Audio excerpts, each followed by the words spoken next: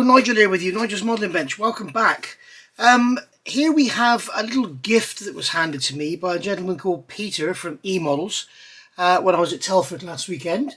And very pleased I was to receive this too. And as you can see, these are the God Hand nippers, which everybody talks about, but everybody says they're so expensive. You can see the website there, godhandtool.com. Beware of the copies. There are copies out there, but these are the genuine item, and apparently they're made from a better steel than any other nipper, so I'm told. I don't know, but I do know a lot of people absolutely swear by them. They are single-sided, so in other words, one edge is ground to a very sharp point, a sharp cutting surface, and the other edge is flat, so they're kind of, rather than like a scissor action, not a scissor action, rather than like, normal nippers like your Tamiya nippers like these, where you have a cutting edge on both edges, they have a cutting edge on only one edge, these, so they're sort of shearing rather than cutting, if you like. I don't know how to explain it, but anyway, basically it's very much like if you're using a knife, piece of plastic, got a knife, you've got a flat board, you're cutting the plastic. So there we go. If you can hear a puppy crying in the background, that will be little Dottie, I'm afraid. I'm sorry about that, which will probably be a big feature of my videos in the next few months. But anyway, so apparently these things are the Rolls Royce of nippers. I've had a look on the back, and obviously everything here is in Japanese. I've used the translator on my phone, and basically what they're telling you here is always try and use the middle of the tip, not the end, if you're cutting thicker plastic. They do specify that you must not cut plastic more than 3mm, and if it's harder materials, harder styrene or whatever, or resin, then never anything thicker than 1mm. They've tested it 10,000 times on 3mm or something, and it's absolutely fine. This one here is a stopper to stop them opening. We'll get this open and have a look. But basically this little bit on the side here, which is this piece here sticking out, that is to stop it opening up too much. Now the Tamiya ones just sort of, you can pull them open, but they don't have a stop. But it makes them easy to pick up. If you've got some of the Citadel ones, the ones with the anodized aluminium on the handles, you'll know what I mean. They are a complete and utter pain. You put them down and they open up. You can't pick them up because they're too wide.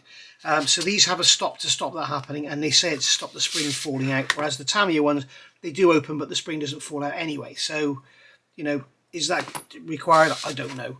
And then here, this is a stop to stop you overstressing. So basically with the Tamiyas, you pull them together, and the harder you squeeze, the more pressure you're putting on there.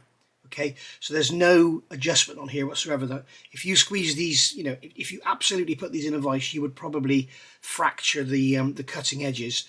Whereas with these, there is a mechanical stop, so that as they come together, you can set where they stop. And it's best to have a tiny, tiny gap, an absolutely tiny gap, but never have them actually coming together, and then you'll never blunt the teeth, because with these, every time you do that, you're banging the sharp edges together, and you're actually blunting them, whereas with this one you won't be contacting anything. They are very, very similar to the trumpeter type ones. These also have the single edge, and it looks like they're actually a sort of direct copy. We've got the stop there, we've got the stop there, and they're single edged, as I say. But these being trumpeter master tool, they are not going to be anything like the quality that these are. They're also not going to be anything like the price. So you pays your money, you takes your choice.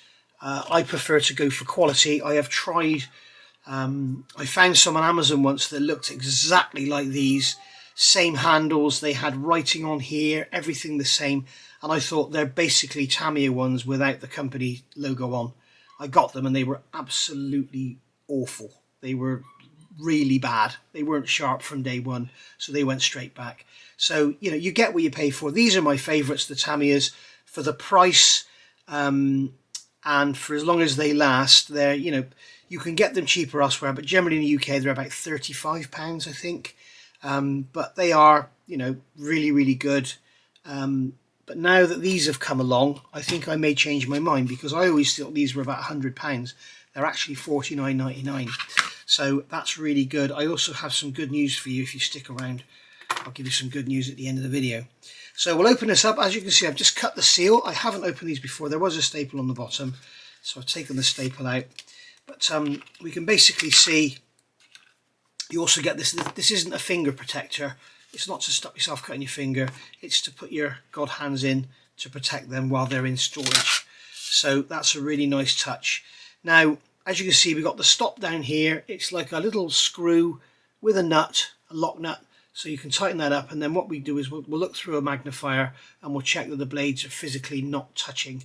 I can hold it up to the light and I can see that we do have a very, very small gap there, so that's a good thing. So I'm just going to use them as they are before we reset them or anything. They've got these lovely blue grippy handles. They're very light to use, very light action. They're not at all heavy. And what I've done, I've got a kit over here to try them on. This is the brand new, not even yet released RFM King Tiger. So we're going to go straight in. Now the beauty of these, I'm led to believe, as you will see, I normally cut and leave some nib on and then remove it. Apparently the beauty of these, you can cut right up to the part and not cause any damage. So again, I'm not going to use, they do warn against using the very end. I mean, if it's a tiny, tiny sprue gate, like here for example, I would imagine using the end is absolutely fine. But when you've got these here that are about a millimetre and a half in section, you know, go to the middle and we're going to go right up to the part and squeeze, and they do cut absolutely effortlessly. Okay, stop. I'm editing this in because I have apparently shown you how to use them wrongly. So I've cut that bit of the video out. So this is how you are supposed to use the God Hand nippers. Bearing in mind these are single-edged, these are double-edged. We've talked about that. So if I come back to this sprue, I've already removed the parts now, unfortunately. This is the sprue from the King Tiger. And the way you are supposed to use these nippers is like this. And I'm going to try it on these parts here because they're internal hole parts that don't really matter. You're supposed to use them by not using the tip. You're supposed to come like halfway up the blade and cut away from the part and leave some sprue on, just like you would any nippers. Leave some sprue on there, okay? And then we'll do the same on these bits here. We'll cut these off, leaving some gate on there. So you can see now we've got some gate left on there. And now what you're supposed to do is you have the sharp sided here on the left hand side. When the writing's facing on the left hand side, this is the sharp edge and this edge here is blunt. Okay, so basically this is the knife, that's the board. So what you do is apparently you put we've got an angled face on here, so I'm going to have to be a little bit careful, but you put the blunt side, you put the sharp side on top, and what you do is you cut, and it apparently leaves no trace. So what I'm doing is I'm placing the sharp side on the edge where I'm going to cut, and then the blunt side underneath. You see, what's not helping here is it's an angled face. But the sharp side is where I want to end up. And you can see here that's working well now. So I'm lining the sharp side up where I want it to be, and the blunt side will sit underneath.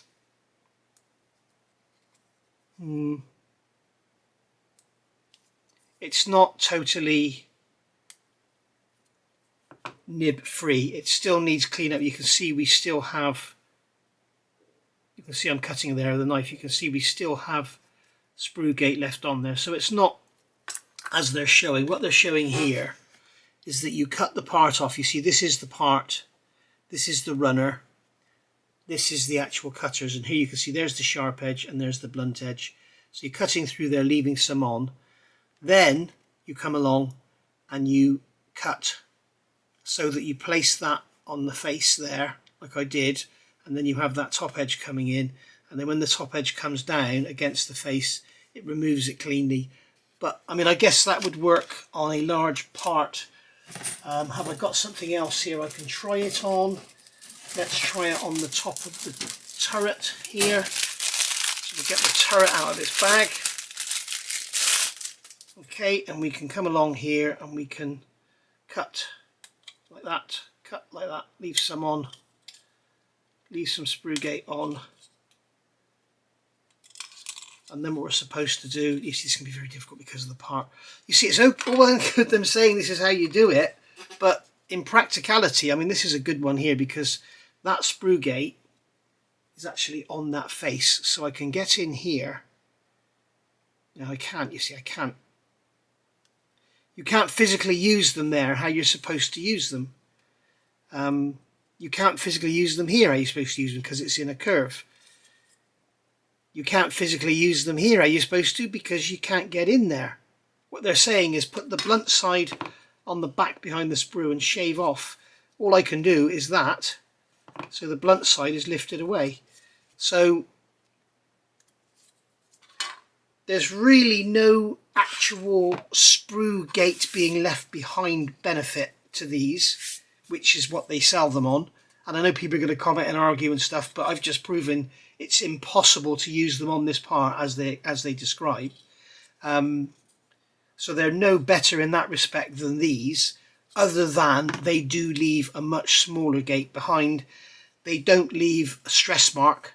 I shall have to try them on Airfix actually, because one of the biggest problems with the new Airfix plastic, I've got a wing here, we could try cutting one of these sections off and see how it works.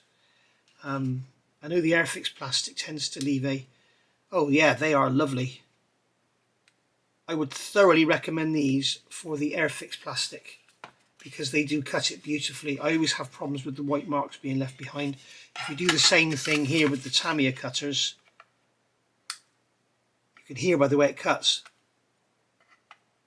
It's actually, you know, whereas with this it was a really smooth action. So I can see their value in their cutting ability, again, when they're brand new, but I don't see their value in, as in you've just got less sprue gate to remove. I mean, if you've got to remove some sprue gate, does it really matter how much of sprue gate you've got to remove? I mean, whether you use a knife or a sanding stick, you know. But I think the massive benefit with these over